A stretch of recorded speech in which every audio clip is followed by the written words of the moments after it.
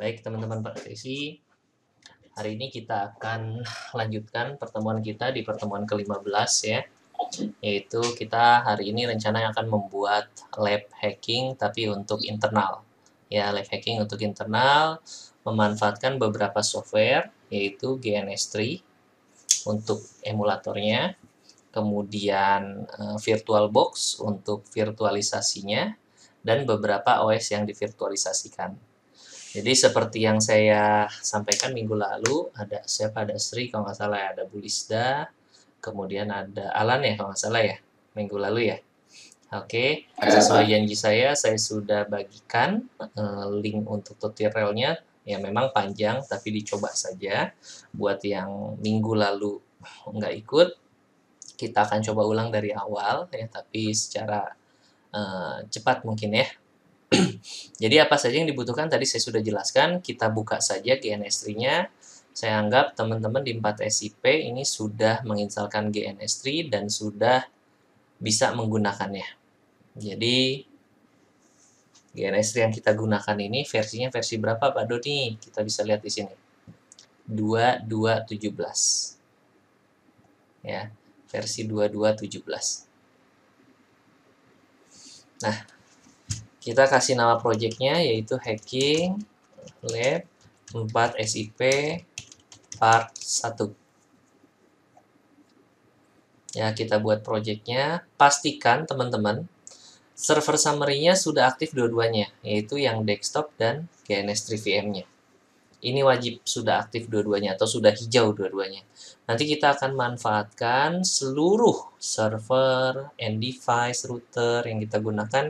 Kita manfaatkan bukan local server yang ini, melainkan yang server VM-nya, virtual machine-nya, yang kita jalankan di VirtualBox. Nah, seperti itu. Nah, ini GNS3 VM. Ya, versinya harus sama. Kalau sudah running, posisinya seperti ini ya. Dia menggunakan versi 2217. Virtualisasinya menggunakan VirtualBox. Oke, kalau ini sudah selesai, jadi kita akan desain topologinya seperti ini, teman-teman. Jadi kita akan masukkan satu buah switch ke lembar kerja kita. Pastikan gunakan GNS3 VM ya, biar terisolasi dan tidak terlalu berat. Lalu kita butuh sebuah sistem operasi yang memang didesain untuk melakukan hacking. Yang paling terkenal yaitu Kali Linux. Nah, Pak Doni, ini gimana caranya masukin Kali Linux ke sini? Ya, sebentar, saya hapus dulu Kali Linux-nya, saya hapus dari GNS3-nya ya. Untuk menambahkan Kali Linux ke GNS3, pastikan teman-teman sudah menginstal terlebih dahulu di VirtualBox-nya. Jadi download Kali Linux yang mau live, installer, bebas, lalu instalkan, nanti jadinya seperti ini. Posisinya masih power off, jangan dihidupkan. Jadi kita hidupkannya dari sini. Kita tambahkan perangkatnya, masuk ke menu Edit, Preferences, lalu pilih VirtualBox yang VMS ini. Oke, kalau sudah, nah di sini kan belum ada Kali Linux-nya ya. Kita buat baru. New, Next, kita tambahkan dari daftar virtual machine yang ada di VirtualBox. Nah, tadi kan ada Kali Linux ya yang belum ditambahkan, jadi saya pilih Kali Linux. Finish, maka nanti akan masuk ke sini. Nah, jangan langsung di OK, tapi pilih menu edit terlebih dahulu. Lalu pilih network, lalu pilih allow GNS3 to use any configure VirtualBox adapter. Artinya apa? Nanti semua yang berhubungan dengan VirtualBox adapter itu akan dikendalikan oleh GNS3-nya. Jadi diizinkan untuk si GNS3 mengkonfigurasi VirtualBox adapternya. Oke, kalau sudah klik OK. Maka nanti Kali Linux-nya masuk ke sini. Jelas sampai sini? Oke, ini saya anggap teman-teman sudah siap GNS3-nya ya, karena kita sudah pertemuan 15. Oke, nanti silahkan masukkan Kali Linux-nya. Ya, ini untuk sistem operasi untuk melakukan hackingnya. Kemudian si targetnya kita pakai Metasploitable. Oke, silahkan teman-teman bisa download Metasploitable-nya. Bisa download sendiri, yang versi 2 boleh. Kemudian, nah, saya rencananya kan pakai Parrot OS juga nih. Jadi di sini ada yang namanya Parrot Security OS. Apa itu Parrot Security OS? Dia mirip kali Linux, sama sistem operasi untuk melakukan pentest juga, untuk melakukan hacking juga. Ya nanti saya munculkan keduanya, bentuknya seperti apa. Nah setelah itu kita hubungkan ke switch. Ya kita hubungkan semuanya ke switch. Oke. Nah di sini kan satu network ya, betul ya? Nah, biar nantinya seperti kondisi nyata, kita tambahkan router. Nah, di sini ada 3 router yang saya pakai. Yang pertama yaitu Mikrotik. Saya kasih nama Mikrotik, ya, yang nantinya dihubungkan ke switch melalui Ether 2. Oke, kemudian nanti saya tambahkan juga ceritanya ada router Cisco. Ya. Namanya Cisco. Oke, nanti dihubungkan ke Mikrotik lewat Ether 3, katakanlah. Oke, kemudian nanti kita pasangkan switch lagi di sini. Ya, nanti teman-teman boleh nyoba sampai sini aja dulu. Ini kita buat dulu aja topologinya ya. Kita hubungkan ke switch, misalkan ada target yang namanya OWASP BWA. OWASP BWA ini apa Pak Doni? Dia server. Lebih tepatnya adalah web server. Yang nanti akan kita gunakan sebagai korban. Ini korban, ini korban. Ini kliennya, ini Bapak Ibu. Ya, ini teman-teman, 4 SIP ya. Oke, yang kali Linux ini senjatanya lah istilahnya. Ini targetnya atau korban, ini targetnya atau korban. Bedanya apa kalau ini masih dalam satu network, kalau ini udah beda network, karena lewat router.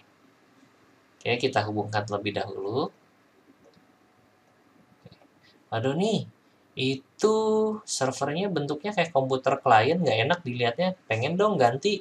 Bisa nggak? Bisa. Caranya gimana Pak? Klik kanan, pilih Change Symbol. Oke, lalu di sini banyak simbolnya. Teman-teman bisa pilih yang klasik, cari yang gambarnya kayak server. Namanya server. Nah, oke, biar kelihatan kayak server, kita ganti juga yang ini simbolnya.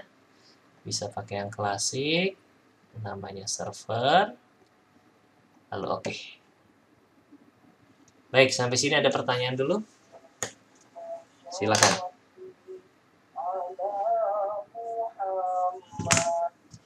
Silakan kalau ada pertanyaan. Belum ada, Pak. Oke, lanjut ya. Sip. Nah, Pak Doni, saya pengen topologi yang kompleks lagi. Coba dong, pengen pakai 3 vendor router. Saya ada namanya Juniper di sini. Ya. Oke. Nah, ada namanya Juniper. Ada Juniper. Ini kita bisa rubah juga, dia adalah router, jadi kita bisa klik kanan, pilih configure, change symbol ya tadi ya. Oke, pilih klasik, kemudian pilih yang server. Router, mana router? Simbol router. Oke. Mana ya router ya? Nah, ini dia, sip. Oke, namanya Juniper. Oke. Jadi ceritanya kita buat kompleks ya. Kita buat kompleks, ada Mikrotik, ada Juniper, ada Cisco router juga. Mabok-mabok deh. Oke. Nah, Pak, ngejalaninnya gimana? Kalau mau ngejalanin satu-satu, klik kanan, start. Tapi kalau mau ngejalanin semuanya, langsung pilih yang ini. Kita lihat, teman-teman. Pak, untuk topologi seperti ini kira-kira butuh RAM berapa giga? Kita coba cek ya. Ini task manager saya. ya, penggunaan CPU-nya udah 31%, ada 8 core. Kemudian ini RAM saya, sementara sudah terpakai 9 GB. Ya, apa jadinya kalau misalkan kayak saya start ini?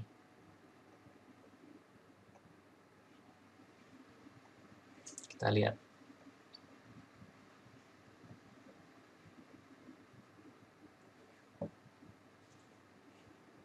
Nah, ini akan menjalankan semua sistem operasi yang ada di topologi GNS3 ini. Kali Linux-nya akan di running, kemudian Metasploit table-nya akan di running juga, ya, dan tentunya akan memakan memori yang cukup besar. Parrot OS-nya running berbarengan. Ini kan kurang ajar, nyiksa banget komputer nih. Udah sampai 100%. 11 GB memori yang digunakan. Saya sambil ngerunning recording juga ya, itu membutuhkan sumber daya juga. Oke, memang cukup berat. Jadi sarannya sih memang kalau untuk topologi ini 16 GB RAM kita minimal.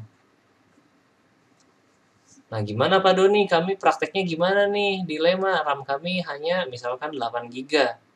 Ah, boro-boro Pak 8 GB, RAM saya hanya 4 GB. Ya, wassalam, bingung saya juga nih.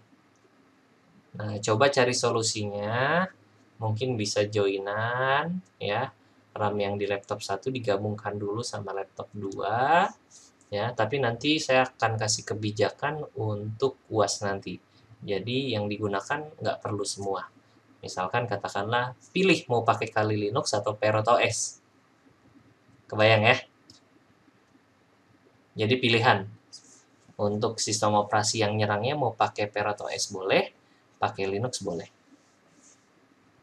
Seperti itu. Ini saya demokan dua-duanya. Ini Kali Linux. Bentuknya seperti ini. Jadi kalau Kali Linux, kalau teman-teman mau lihat ya, situsnya ada di kali.org. Nah ini, ya jadi Kali Linux itu sebuah sistem operasi yang digunakan untuk melakukan pentest biasanya ya. Oke, want to learn about Kali Linux operating system ya silahkan Anda pelajari. Ya di sini ada dokumentasinya dan lain sebagainya. Oke, nanti saya tunjukkan cara penggunaannya. Ya, ada free Kali Linux training nih, bisa kita manfaatkan juga. Oke, ya. Silakan ngambil course-course-nya, lumayan gratisan ya. Kalau teman-teman pengen jadi hacker yang beretika ya silahkan. Boleh registrasi ya.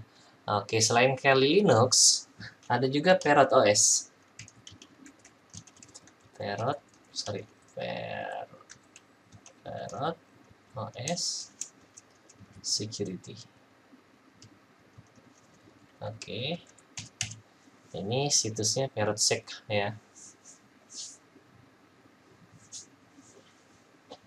Nah, bentuknya seperti ini. Oke. Ya. Selain yang versi security-nya, ada juga versi yang home-nya, ya, Parrot Home. Nah, kalau teman-teman mau download, nanti download yang security OVA ini. Ya, size-nya sekitar 5,5 GB. Nanti kalau sudah di-download dan berhasil dijalankan di VirtualBox, nanti bentuknya seperti ini. Ntar saya kecilkan dulu yang Kali Linux biar nggak bingung. Nah, ini yang Parrot. Dia lebih apa ya? Kalau menurut Alan, lebih bagus tampilan yang Parrot atau yang Kali Linux, Alan? Kali Linux, Pak. Kenapa? Kurang tahu, karena pernah nyoba aja itu, mah. Pernah nyoba ya, lebih familiar lah ya. Lebih Iya, terbiasa lah dibandingkan Parrot OS. Parrot OS memang jarang, tapi kalau saya kadang suka pakai dua-duanya. Kalau yang di Kali Linux-nya kurang komplit, misalkan saya males download, saya pakai di Parrot. Parrot biasanya lebih komplit. Seperti itu. Oke. Nah, ini tampilan Kali Linux, teman-teman. Jadi ada menunya di sini. Apa yang mau kita cari nanti muncul di sini. Kemudian ada application. Ini adalah senjata-senjata yang akan kita gunakan.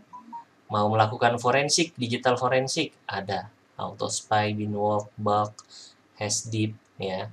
Mau melakukan sniffing, ngintip-ngintip paket data yang lalu lalang, kita bisa pakai Ethercap, bisa pakai MakeChanger, Man in the Middle Proxy, ya, NetSniffer, ataupun Wireshark. Ya, kalau Wireshark sudah mencoba ya semuanya kemarin ya, yang di lab itu. Jadi paket capturing itulah.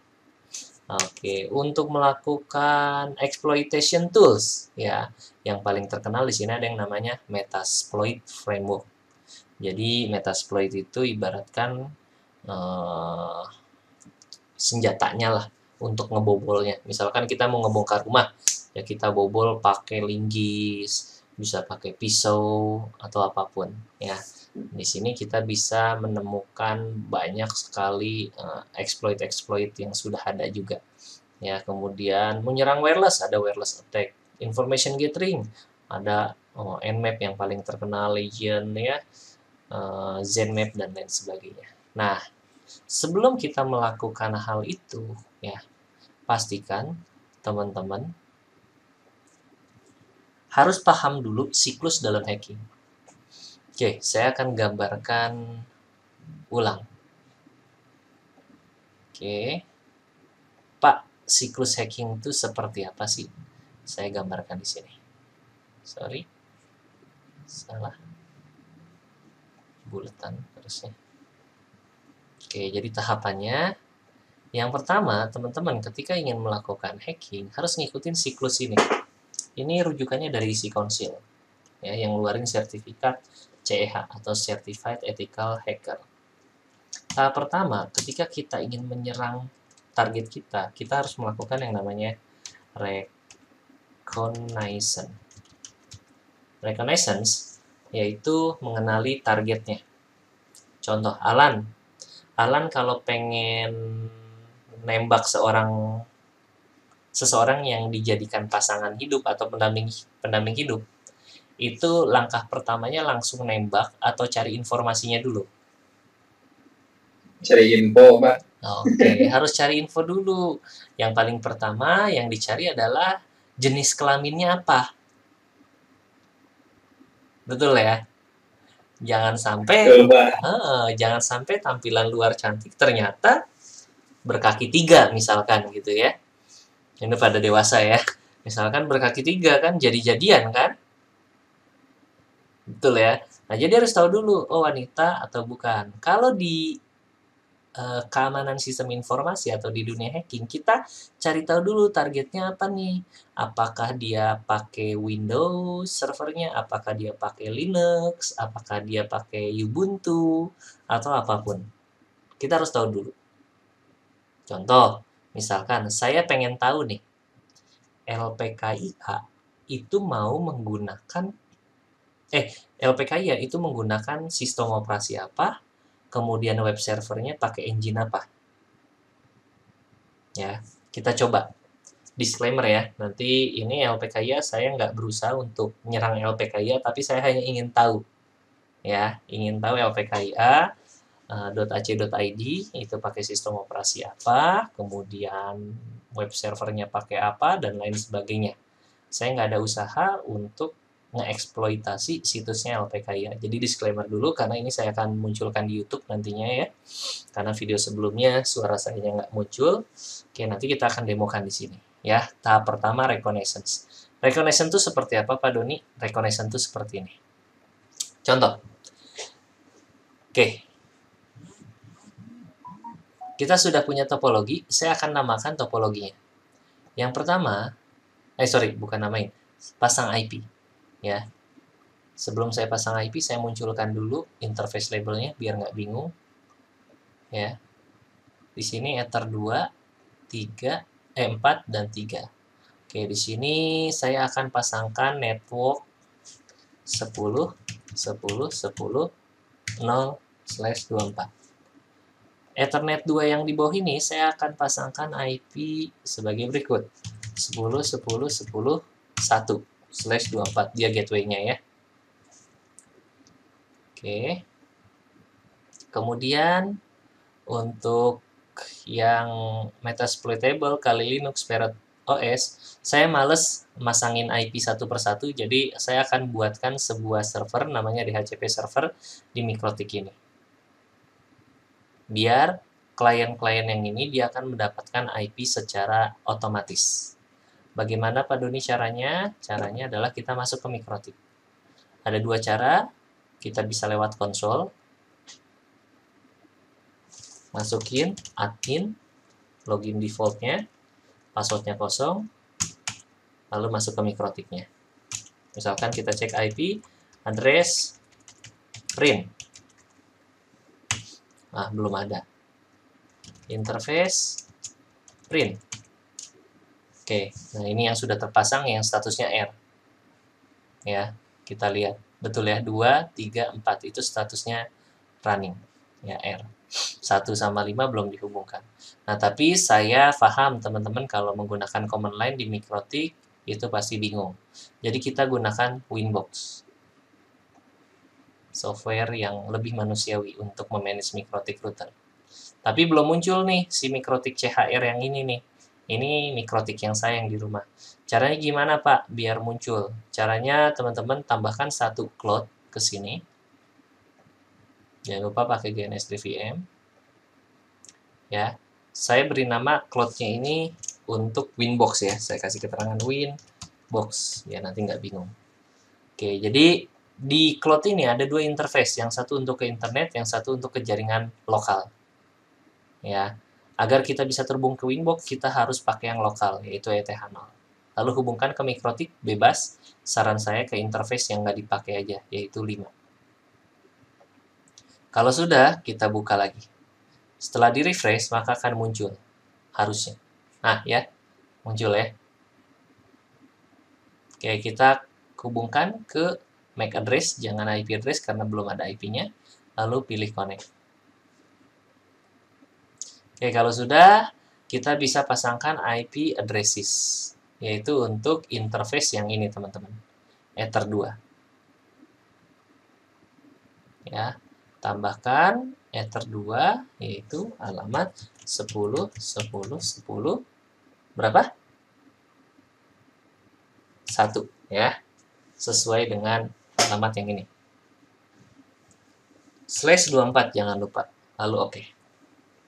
Maka kita sudah punya IP 10.10.1/24. Nah, untuk memasangkan IP dinamis atau mengkonfigurasikan DHCP server, kita bisa masuk ke menu IP, DHCP server, lalu pilih DHCP setup. Interface yang dipilih jangan lupa, yaitu yang Ether 2 ini. Lalu next, gateway-nya otomatis ke 1, jadi nanti setiap klien yang ada di sini akan mendapatkan gateway 1. Next, IP yang didistribusikannya yaitu 2 sampai dengan 10. Next, DNS servernya saya kasih 888 aja, OpenDNS, Google. Lalu listemnya default aja, oke. Kalau sudah, nanti kita lihat di lisis. Klien yang sudah terhubung ke jaringan Mikrotik itu akan mendapatkan IP. Ya, contoh, ini ada klien yang sudah mendapatkan IP. Ya, bisa jadi kali Linux, Parrot, atau Metasploit. Kita bisa lihat di mana? Kita bisa lihat di sistem operasinya. Ya, jadi kita masuk ke kali Linux dulu. Oke, kita login. Untuk ngecek IP-nya berapa, kita masuk ke terminal, ketikkan sudo su, lalu masukkan passwordnya, lalu ketikkan ifconfig.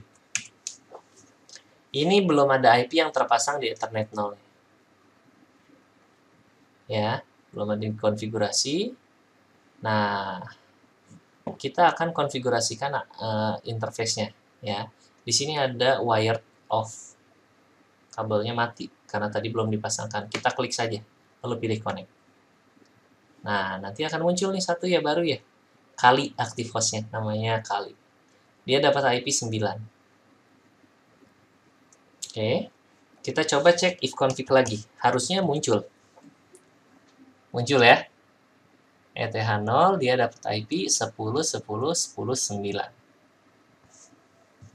Oke. Kita coba ping dari Mikrotik. Ping 10.10.10.9. Harusnya replay nggak? Replay. Oke, sip. Harusnya replay. Kita klik, kita enter. Oke, replay ya. Nah, ke 10 replay juga karena sudah ada. Nah, sekarang kita nggak tahu nih yang PeroTOS IP-nya berapa. Kita masuk ke PeroTOS. Oke, no. Kita cek, masuk ke sini. Ini tampilan terminalnya ya. Sudo su, masukkan passwordnya. Ketikkan if config untuk cek IP. Masih kosong ETH0, belum ada IP yang terpasang. Klik aja ini, lalu pilih wired connection 1. Lalu kita cek kembali, if config. Oke, dia dapat IP yaitu IP 8. Oke, dapat IP 8. Kita coba ping dari Mikrotiknya. Oke, replay ya. Nah, sekarang Mikrotik kita cek ping ke Google. Nggak bisa ya, nggak terhubung ke Google ya. Ping google.com. Nggak terhubung juga. Nah, gimana caranya? Ini kita ping ke Google juga kan nggak bisa ya. Oke, karena routernya nggak terhubung. Ping ke lpkia.ac.id nggak akan mau juga. Karena routernya belum terhubung ke internet. Nah, gimana caranya? Ini waktu saya sedikit lagi. Nggak apa-apa, kita running aja. 9 menit. Mudah-mudahan cukup. Nah, kita harus setting internet di Mikrotik router ini. Agar Mikrotik ini bisa terhubung ke router, ke internet, kita pilih NAT. Kinestri VM, jangan lupa. Nah, NAT ini nantinya kita gunakan untuk terhubung ke internet. Oke. Lalu kita hubungkan lewat Ether 1 ke NAT 0. Kalau sudah, seharusnya ya, kita sudah bisa ngeping ke google.com. Betul ya? Artinya si Mikrotik ini sudah terhubung ke internet. Ke LPKIA. Oke. Ya, sudah bisa, berarti harusnya dari PeroTOS, mana PeroTOS? Sekarang sudah bisa ngeping ke LPKIA. Oh, belum. Kenapa belum bisa? Ya, belum bisa karena di Mikrotiknya belum di-sharingkan NAT-nya. Jadi teman-teman harus masuk ke menu IP, Firewall, NAT. Lalu tambahkan rule baru. Nah, gimana Pak ini cara bacanya? Posisi kita kan ada di router sini. Jadi cara bacanya kita akan men-sharingkan jaringan yang ada di sini, berarti itu chain-nya source NAT. Kita akan men-sharingkan jaringan yang ada di sini.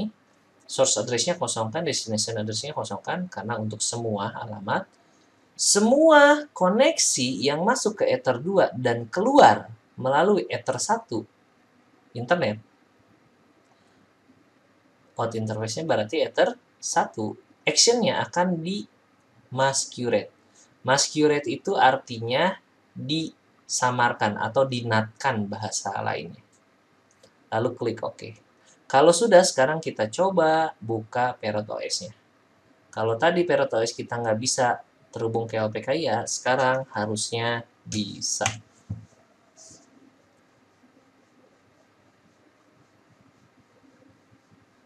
Tidak bisa juga. Kita coba ping ke 88 dulu ya. Oke, sudah. Ping google.com. Oke, domainnya belum mau nge-resolve nih. Oke, IP, DNS. Oke, allow remote request. Servernya kita masukin 888. Oke, sudah replay ya teman-teman ya. Kita coba ke LPKIA. Oke, dia loading. Ya. Dia loading ke LPKIA. Oke, kita coba dari Kali Linux ya, sudah replay ya. Kita coba dari Kali Linux. Ping lpkia.ac.id.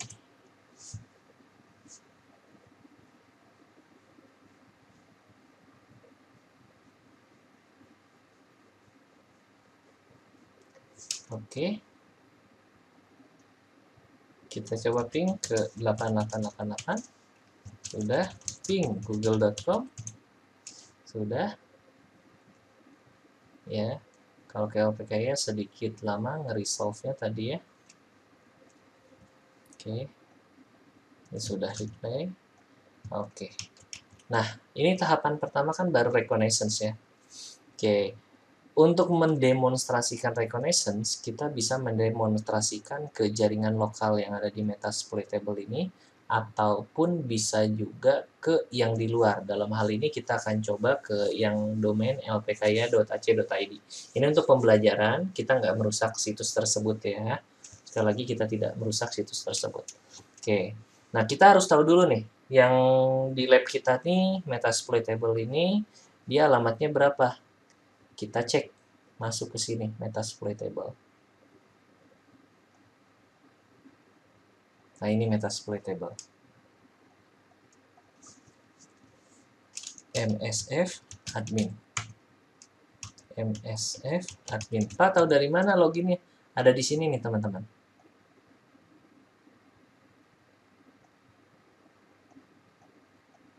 Ada di sini. Mana nih? Login with ini. Ya, usernya MSF admin, passwordnya MSF admin. Oke, seperti itu. Nah, kita cek, kita masuk ke root sudo su msf admin, kita cek if config. Nah, dia sudah dapat IP nih, 10 ya. Jadi IP 10-nya tuh punya Metasploitable. Jadi kita bisa masukkan di sini. 10 10 10 10. Kali Linux tadi berapa? Kita cek kali IP DHCP server list kali 9. 10 10 10 9. Yang ini berarti 10 10 10 titik 8. Oke. Kalau sudah,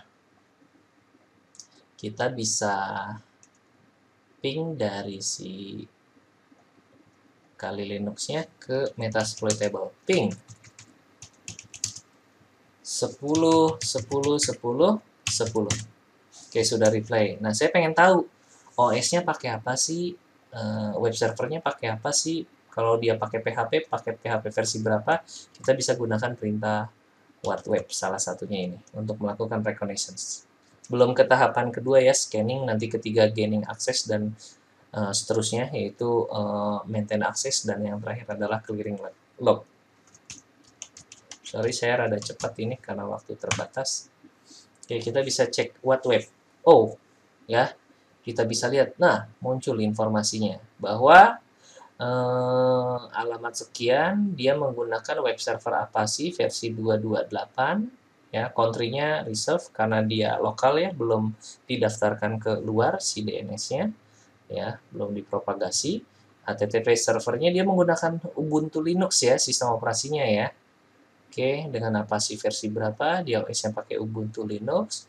Kemudian dia pakai PHP versi 5.2 dan seterusnya dan seterusnya. Nah, sekarang kita pengen coba yang what web. LPKIA pakai apa sih? .ac.id. Oh iya, sekedar info saja. Di beberapa negara ada yang melegalkan tahapan scanning, ada yang mengilegalkan. Kalau di Indonesia masih abu-abu. Oke, nah ini yang LPKIA. Kita 1 menit setengah lagi. What web LPKIA. Oh, LPKI dia pakai apa sih web servernya? Country United States, oh pakai server luar. Oke, ini alamatnya. IP-nya sekian. Oh, dia pakai Port Slider. Wah, ini kemungkinan pakai WordPress. Oh iya, pakai WordPress dia.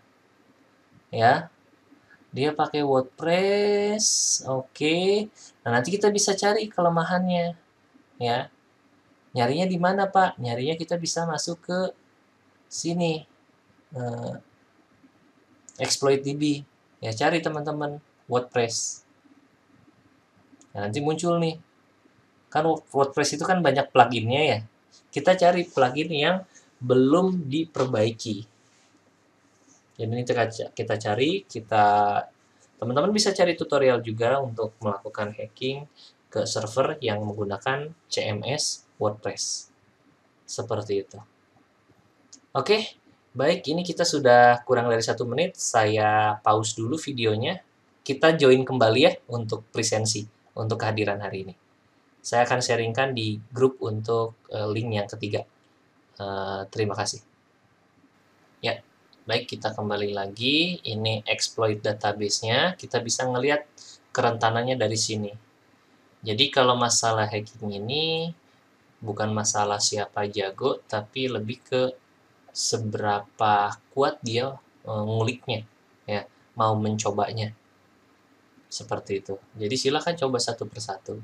Nanti saya akan demokan di minggu depan sampai benar-benar berhasil menembus sistem target.